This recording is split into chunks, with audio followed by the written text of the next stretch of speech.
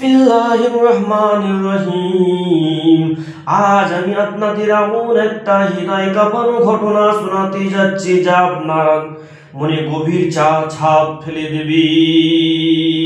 মন দিয়ে শুনুন, কান খাড়া করে শুনে রাখুন। হযরতে মখদুম আলাউদ্দিন সাবির পাক রাহমাতুল্লাহ আলাইহি বাচ্চা জীবনে বায়াত হয়ে গেলেন হযরতে বাবা ফরিদউদ্দিন আত্তার রহমাতুল্লাহ আলাইহি। বাবা ফরিদউদ্দিন আত্তার রহমাতুল্লাহ আলাইহি ওনার পীর ছিলেন, ওনার মামা ছিলেন। ওনার আম্মা জান পীরের কাছে রেখে এলেন। ওনার পীর দায়িত্ব দিলেন, তুমি তাওয়ারক খাওয়াবে, তাওয়ারক বন্টন করবে, তকসিম করবে। তাওয়ারক রান্না হয়ে যেত, খানা পাকানো হয়ে যেত, মানুষজনকে বন্টন করতেন। তিনি রোজ বন্টন করতেন, কিন্তু তিনি নিজে কোনো দিন খেতেন না। তিনি নিজে কোনো দিন খেতেন না। এমন করে দেখতে দেখতে প্রায় 12টা বছর পার হয়ে যায়।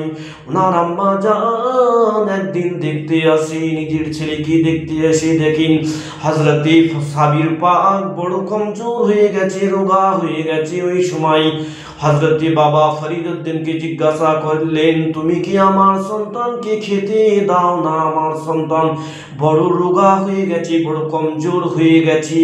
ওই সময় বাবা ফরিদউদ্দিন আত্তার রহমাতুল্লাহ আলাইহি হযরতে সাবির পাককে ডেকে বললেন, ও সাবির, তুমি কি খানা খাও না? তুমি এত কমজোর রোগা কেন হয়ে গেছো? আমি তো তোমাকে লঙ্গর খানা ছেড়ে দিয়েছি।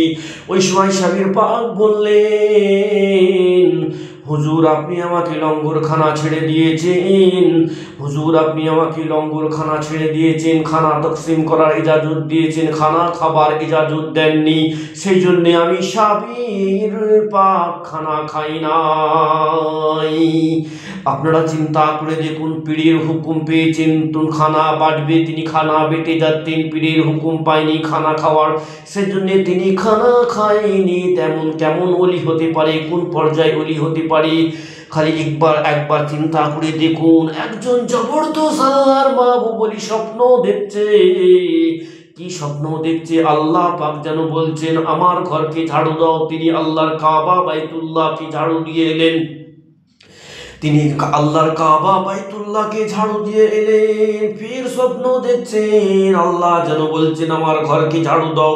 তিনি মদিনা শরীফ ঝাড়ু দিয়ে এলেন। ফির স্বপ্ন দেখছেন, আল্লাহ যেন বলছেন, আমার ঘর মখদুম আলাউদ্দিন সাবির পাকের মাজারটা হলো আমার ঘর, ওই ঘরটা তুমি ঝাড়ু দাও। তিনি ফির পুনরায় মখদুম আলাউদ্দিন সাবির পাক ইন্ডিয়ার জমিনেতে উত্তরাখণ্ড কলিয়ার শরীফের মাজার শরীফে মুবারকে তিনি ঝাড়ু দিলেন।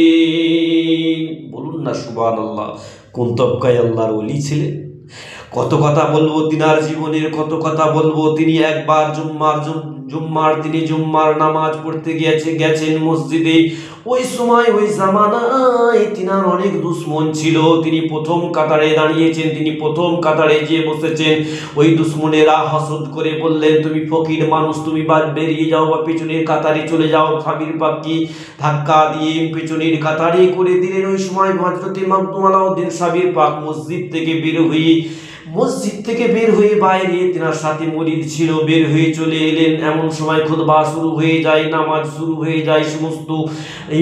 সমস্ত মুক্তাদি ইমাম সেজদায় চলে গেল।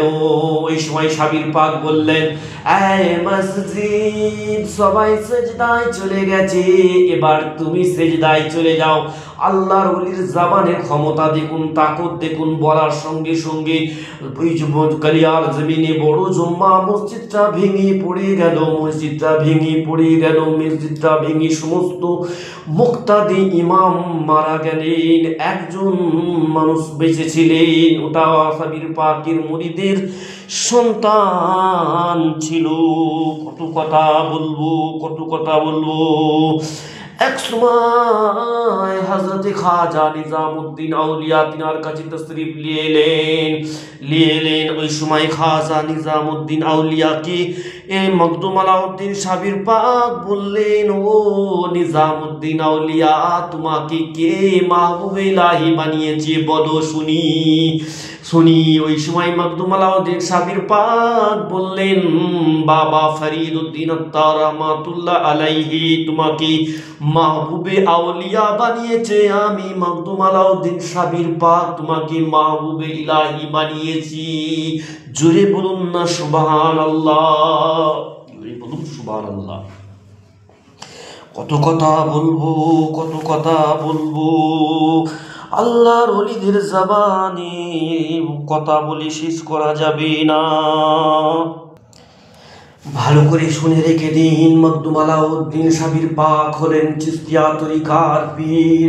ওনার পীর হলেন হযরত বাবা ফরিদ উদ্দিন শুকরগঞ্জ, আর হযরত খাজা নিজামুদ্দিন আউলিয়া ওনার পীর ভাই। বাবা ফরিদ উদ্দিন আত্তার রহমাতুল্লাহ আলাইহির পীর হলেন হযরত খাজা কুতুবউদ্দিন বক্তি কাকি রহমাতুল্লাহ আলাইহি। খাজা কুতুবউদ্দিন বক্তি কাকি রহমাতুল্লাহ আলাইহির পীর হলেন হযরত দর্দে দিল ইলাহি খাজা গরিবে নওয়াজ। আল্লাহুম্মা সাল্লি আলা সাইয়্যিদিনা মাওলানা মুহাম্মদ।